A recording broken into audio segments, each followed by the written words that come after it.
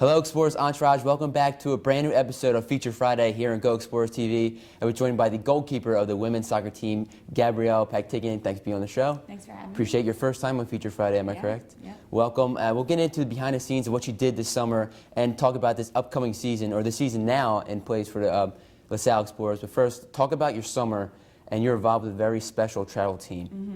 Yeah, I played this summer for the Bucksmont Torch, and basically what the team is it's a ministry team, and ministry means service. So it's a team that uses the platform of soccer with other people to share the gospel of Jesus Christ. And how did you get involved with that? You know, other people in the summer, they'll be doing different things, but you devote your time to service and to play the game you love, which is soccer. Mm-hmm.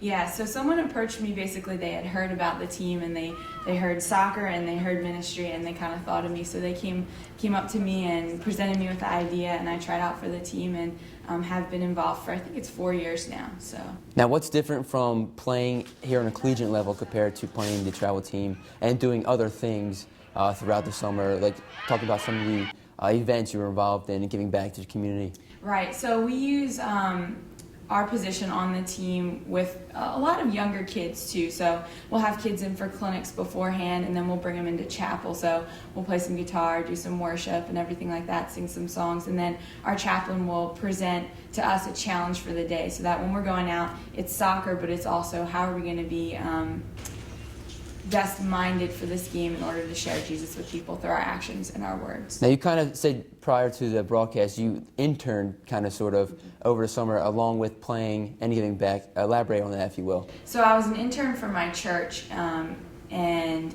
that kind of encompassed a lot of different things, some random things, but also facilitating things that the church did with the Bucksmont Torch, with sports camps and things like that. We ran some camps for soccer for younger kids, and then we had a baseball camp for younger kids.